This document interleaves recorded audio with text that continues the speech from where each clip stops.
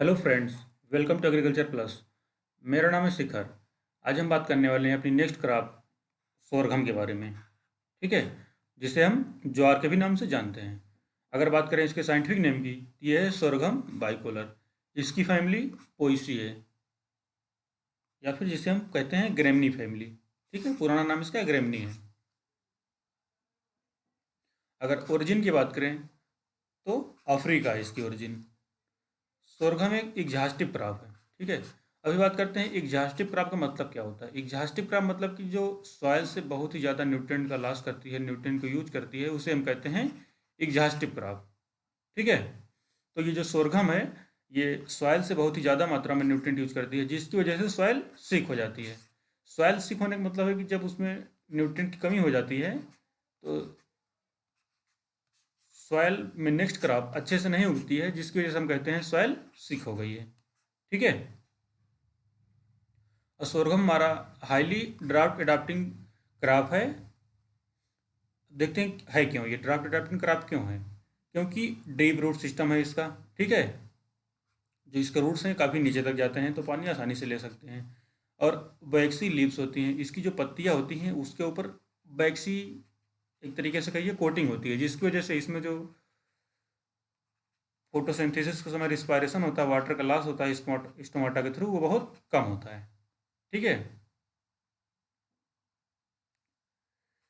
Stem and presence of motor cell.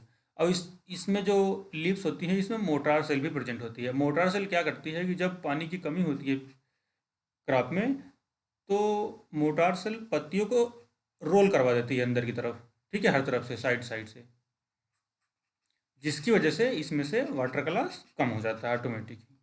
ठीक है, अब बात करें नेक्स्ट लाइन की, तो इंडिया और अफ्रीका लगभग 70% टोटल ग्लोबल सोरघम एरिया को कवर करते हैं। ठीक है, मेनली इंडिया और अफ्रीका में ये ग्रो की जाती है। अगर इंडिया की बात करें तो इंडिया में जो सोरघम है वो थर्ड पोजीशन पर रैंक करती है फूड ग्रेन क्रॉप में, राइस और व्हीट के बाद। ठीक है, and fourth in food grain of world. हम बात कर रहे हैं फूड ग्रेन की। ठीक है, फूड ग्रेन में थर्ड पोजीशन पे रैंक करती है। अगर हम बात करें इंडिया में मेनली ग्रोइंग रीजन की, तो ये महाराष्ट्र में ग्रो होता है सबसे ज़्यादा, फिर कर्नाटक और फिर आंध्र प्रदेश में ग्रो होता है। हम चलते हैं नेक्स्ट स्लाइड पे। नेक्स्ट स्लाइड पे देखते हैं, ये एक ऑफन क्रॉस पॉलिनेटेड क्रॉप है। ऑफन मतलब कि अक्सर ये क्रॉस पॉलिनेटेड तरीके से इसका पॉलिनेशन होता है। C4 प्लांट है और सार्डी टाइप है। C4 प्लांट वाटर क्लास कम होगा, इसी वजह से वाटर क्लास इसमें से कम होगा। ठीक है, और इसका जो रूट सिस्टम होता है फाइब्रस रूट सिस्टम। ठीक है, और जो इसके टेम्परेरी रूट इमर्ज करते हैं रेडिकल से, वो 4 से 5 दिन तक लाइव रहते हैं। मतलब कि सीड जो है हमारा, उसके रेडिकल से जो टेम्परेरी रूट इमर्ज कर रहे हैं, सबसे पहले इसके जो सीडलिंग है उसको बाहर निकालने के लिए, तो वो 4 से 5 दिन तक जिंदा रहती हैं। उसके बाद उसमें से दूसरे रूट्स आना शुरू हो जाते हैं। फिर बात करें एडवेंटियस रूट की, जो इमर्ज करती हैं बेस ऑफ कोलियोपेटाइल से। जो एडवेंटियस रूट होती हैं, ये जब हमारा प्लांट खड़ा हो गया होता है, तो जो इसका कोलियोपेटाइल है, यहाँ से इमर्ज करती हैं साइड साइड से, और इनको सपोर्ट प्रोवाइड करती हैं कि ये गिरे ना, अगर ज़्यादा जल भरा हो रहा है या फिर हवा चल रही है तो। ठीक है, फिर हम बात करते हैं नोडल और crown root emergence from the lowest node of the stem at 30-35 days of plantage. Planting के, या फिर कह सकते हैं सोइंग के 30 से 35 दिन बाद, इसमें से इसके जो नीचे वाला नोड है वहाँ से क्राउन रूट इमर्ज होते हैं। मतलब कि और बहुत सारे रूट्स वहाँ से इमर्ज होते हैं 30 से 35 दिन बाद। ठीक है, फिर नेक्स्ट लाइन कहती है कि stomata are found on both side of the leaves because of C4 type. अब इसमें जो लीफ है, इनके दोनों तरफ स्टोमाटा पाया जाता है। ठीक है, क्योंकि ये C4 टाइप प्लांट है। अब इसमें जो मोटार सेल है ये रोल को लीव कर देती है इनवर्ड ड्यूरिंग ड्रॉट। अगर पानी की कमी होती है तो मोटार सेल लीव को इनवर्ड की तरफ मतलब अंदर की तरफ मोड़ देती है, जिसकी वजह से इसमें से पानी का लॉस कम हो जाता है। ठीक है, हम नेक्स्ट स्लाइड पे चलते हैं।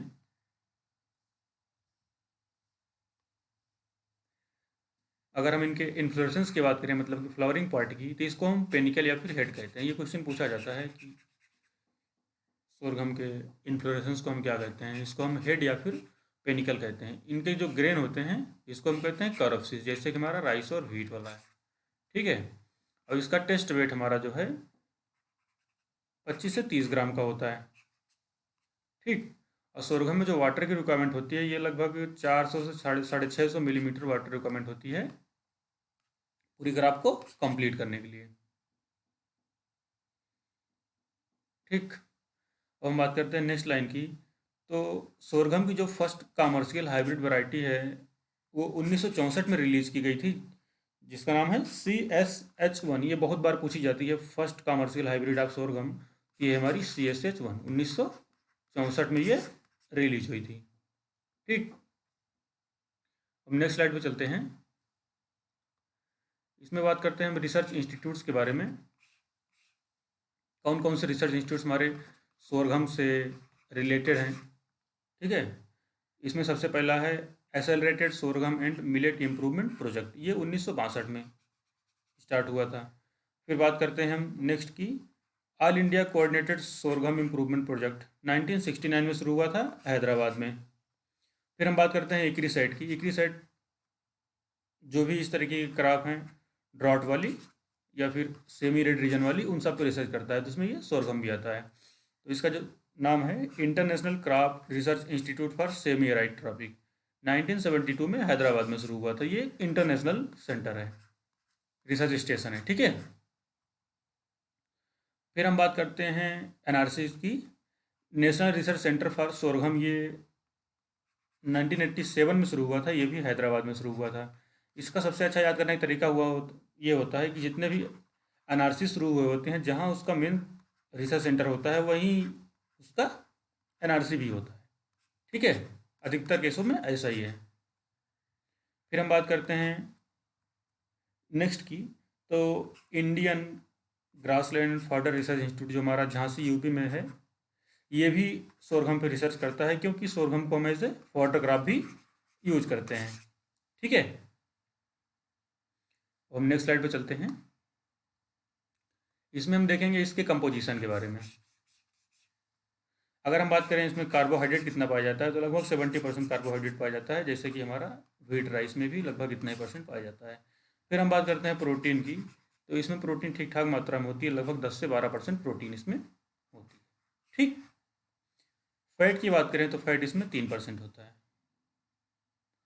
हम नेक्स्ट स्लाइड पे चलते हैं। बात करते हैं इसके क्लाइमेट एंड सॉइल की। अगर इसके क्लाइमेट की बात करें तो सोरगम ड्राई रीजन में ग्रो होता है, तो जिसकी वजह से इसको वार्म क्लाइमेट चाहिए होता है। ठीक है, सोरगम को वार्म क्लाइमेट चाहिए होता है। अगर इसके एवरेज ऑप्टिमम टेम्परेचर की बात करें तो 28 से 31 डिग्री सेल्सियस है, और फॉर नॉर्मल वेजिटेटिव ग्रोथ की बात करें तो 26 से 30 डिग्री सेल्सियस में नॉर्मल इसकी ग्रोथ होती है। ठीक है, और ये मोस्ट ड्राउट और हाई टेम्परेचर टॉलरेंट क्रॉप है। ठीक है, मतलब कि ड्राफ्ट भी बहुत ज़्यादा टॉलरेट कर लेती है और टेम्परेचर को भी ज़्यादा टॉलरेट कर लेती है, क्योंकि ये वार्म क्लाइमेट की क्रॉप है। ठीक है, और साथ साथ ही इसके ये वाटर लॉगिंग को भी टॉलरेट कर लेती है। ठीक है, इसमें ऐसा मैकेनिज्म है कि वाटर को भी अच्छे से अगर पानी है तो एब्जॉर्ब कर लेता है। अगर हम बात करें इसके सॉइल की, तो जो हमारा रबी सोरगम है उसके लिए मेनली ब्लैक सॉइल ही बेस्ट होती है, जिसे हम वर्टी सॉइल के नाम से जानते हैं। ठीक है, जो कि महाराष्ट्र में अबाउंडेंट में प्रेजेंट है, जिसकी वजह से महाराष्ट्र में बहुत ही ज़्यादा मात्रा में सोरगम ग्रो किया जाता है। ठीक, हम नेक्स्ट स्लाइड पे चलते हैं। बात करते हैं इसके सीड और सोइंग की। तो इसको हम खरीफ सीजन और रबी सीजन दोनों में ही ग्रो कर सकते हैं। अगर हम बात करें खरीफ सीजन की, खरीफ सीजन मतलब कि जब बारिश का समय होता है, ठीक है, क्योंकि इंडिया में जो मानसून का सीजन होता है वो खरीफ सीजन में होता है, जिसे कहते हैं साउथ वेस्ट मानसून। 75% वर्षा इसी से होती है। तो ये first fourth night of July में इसको ग्रो कर सकते हैं इस समय। अगर हम रबी सीजन की बात करें तो इसमें थर्ड वीक ऑफ सितंबर टू फर्स्ट वीक ऑफ अक्टूबर में इसको ग्रो करते हैं। खरीफ सीजन में प्लांट की पॉपुलेशन ज़्यादा होती है क्योंकि वाटर की अबंडेंट होती है इसमें, ठीक है, वाटर बहुत ज़्यादा मात्रा में प्रेजेंट होता है, जिसकी वजह से इसमें लगभग 1,80,000 प्लांट एक हेक्टेयर में होता है। और रबी सीजन में इरिगेटेड होती हैं ये, तो इसमें लगभग 1,35,000 से 1,80,000 प्लांट तक हो सकते हैं। अगर इसके सीड रेट की बात करें तो लगभग दोनों में समान सीड रेट यूज होता है, 8 से 12 केजी पर हेक्टेयर। और इसकी स्पेसिंग में लगभग समान है, 45x12 सेंटीमीटर स्क्वायर। इसकी भी 45x12 सेंटीमीटर स्क्वायर, मतलब रबी सोरगम की, ठीक है। अगर हम बात करें फॉडर पर्पज़ के लिए जो ग्रो किया जाता है सोरगम, उसके सीड रेट की बात करें तो लगभग ये 40 से 50 केजी पर हेक्टेयर होता है। इसके सीड को हम एस्टोबैक्टर या फिर एजोस्पारिलम से 250 ग्राम पर 10 केजी सीड को ट्रीट कर सकते हैं। अब इसकी जो ऑप्टिमम डेप्थ होती है सोइंग की, 3 से 4 सेंटीमीटर होती है। लगभग जितने भी सीरियल क्रॉप्स हैं या फिर मिलेट्स हैं, उनकी जो सोइंग की डेप्थ होती है 3 से 4 सेंटीमीटर ही होती है, क्योंकि इनके सीड्स काफ़ी स्मॉल होते हैं, ठीक है। तो इनको इतनी दूरी से इमर्ज करके ऊपर आने में आसानी होती है, ठीक। हम नेक्स्ट स्लाइड पे चलते हैं। इसमें बात करते हैं न्यूट्रिएंट मैनेजमेंट की। तो इसमें हम लगभग एनपीके जो है 100, 40 से 50 और 40 से 50 केजी पर हेक्टेयर अप्लाई कर सकते हैं। 100, 40 से 50 या फिर 40 से 50, ठीक है। ये है हमारा एनपी पर हेक्टेयर हम अप्लाई कर सकते हैं। अगर जिंक की डिफिशियंसी हो रही है तो उसमें हम 25 केजी पर हेक्टेयर जिंक भी अप्लाई कर सकते हैं, ठीक। फिर हम बात करते हैं वाटर रिक्वायरमेंट की। इस जो सोरगम है हमारी, हमने पहले भी बात किया था इसके बारे में, 450 से 650 मिलीमीटर वाटर रिक्वायरमेंट होती है। ये वाटर रिक्वायरमेंट मतलब क्या होता है कि जो पूरी क्रॉप की लाइफ साइकिल है उसको कंप्लीट करने में लगभग 450 से 650 मिलीमीटर वाटर की रिक्वायरमेंट होती है, ठीक। हम बात करें इसके क्रिटिकल ग्रोथ स्टेजेस की, जब हम इरीगेशन करते हैं तो grand growth, flag leaf, flowering और ग्रेन फिलिंग स्टेजेस इसकी क्रिटिकल स्टेज होती हैं इरीगेशन की, ठीक। हम नेक्स्ट स्लाइड पे चलते हैं। बात करते हैं इसके बीट मैनेजमेंट की। तो जो इसमें क्रिटिकल पीरियड होता है बीट कंपटीशन का, लगभग 4 से 6 वीक होता है, ठीक है, आफ्टर सोइंग। इसमें जो मेन बीड है वो है हमारा स्ट्राइगा, जिसे हम कहते हैं विच बीड। ये सेमी रूट पैरासाइट है, ठीक है, जिसे हम पैरासिटिक बीड कहते हैं। इसको हम 240 के स्प्रे से कंट्रोल कर सकते हैं इसकी लीव्स पे, as a post emergence spray करके हम इसको कंट्रोल कर सकते हैं। या फिर हम एथिलीन से सुसाइडल जर्मिनेशन करवा सकते हैं स्ट्राइगा का। ये क्वेश्चन पूछा जाता है कि सुसाइडल जर्मिनेशन किसके द्वारा होता है स्ट्राइगा में, वो होता है एथिलीन के द्वारा, ठीक है। या फिर इसमें हम atrazine 0.75 to 1 KG per hectare pre emergence apply कर सकते हैं ब्रॉडली बीड्स के लिए या फिर और ग्रासेस के लिए। या फिर पेंडीमिथिलिन को हम 1 KG per hectare as a pre emergence apply कर सकते हैं, ठीक। फिर हम नेक्स्ट स्लाइड पे चलते हैं। बात करते हैं स्वीट सोरगम की। तो जो ये स्वीट सोरगम है ये सबसे पहले यूएसए में आया था 1852 में। ये क्वेश्चन पूछा जाता है कि स्वीट सोरगम फर्स्ट केम कहाँ आया था, सबसे पहले यूएसए में आया था, मतलब कि इसकी डिस्कवरी जो हुई थी यूएसए में हुई थी। स्वीट सोरगम से क्या करते हैं कि इसमें 10 से 15% शुगर कंटेंट होता है इसके स्टॉक में। इसके स्टॉक मतलब कि जो इसका डंठल होता है इसके अंदर में लगभग 10 से 15% शुगर होता है। स्वीट सोरगम हमारा जो है ये गुड सोर्स होता है एनर्जी का, और इसको हम एज ए बायोफ्यूल यूज करते हैं। बायोफ्यूल मतलब जैसे कि हम गाड़ी चलाने के लिए, बाइक चलाने के लिए, या फिर इन सब चीज़ों के लिए फ्यूल का यूज करते हैं, उसी तरीके से बायोफ्यूल भी यूज करते हैं। जैसे कि हम कैस्टर भी इसी तरीका का है, उसको भी यूज करते हैं as a biofuel.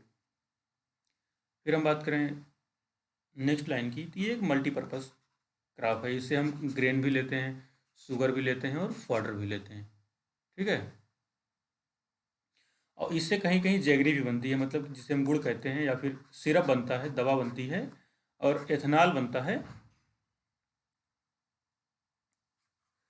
Sweet sorghum से, ठीक है। एथेनॉल बनता है जिससे गाड़ी उड़ी चलाने में हेल्प मिलती है, सिरप बनता है और जैगरी बनती है। ये सब चीज़ें स्वीट सोरगम से बनती हैं। जिन जगहों पे हमारा शुगर केन नहीं होता है, वहाँ पे स्वीट सोरगम से भी शुगर बनाई जाती है, ठीक है। फिर हम नेक्स्ट स्लाइड पे चलते हैं,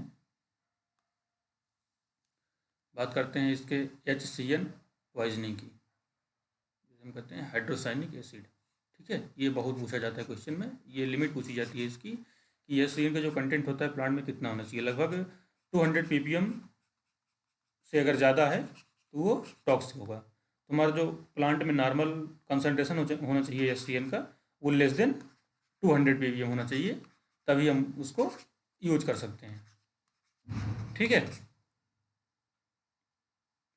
अब एशियन कंटेंट सबसे ज़्यादा कब होता है सोरगम में? एशियन कंटेंट 35 से 40 डे तक लगभग होता है, और उसके बाद ये गिरने लगता है। तो हम शुरू में इसको हार्वेस्ट करके एज ए फॉडर नहीं उपयोग करते हैं जब तक उसमें 50% फ्लावरिंग नहीं हो जाती है, ठीक है। क्योंकि स्टार्टिंग में जो इसमें एशियन होता है, हाइड्रोसानिक एसिड होता है, इसकी कंसनट्रेशन बहुत ज़्यादा होती है, जिसके वजह से जानवरों की डेथ हो सकती है, ठीक है। इसके जैसे इसमें जब 50% फ्लावरिंग हो जाती है, तब इसको हम हार्वेस्टिंग करते हैं।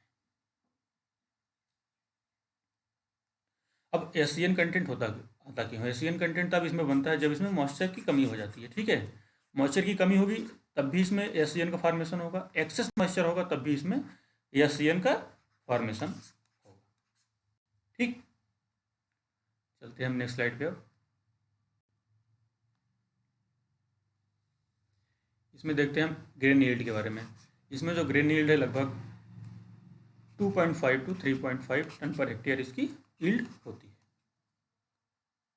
अभी हमारी क्रॉप सोरगम यहीं पे ख़त्म होती है।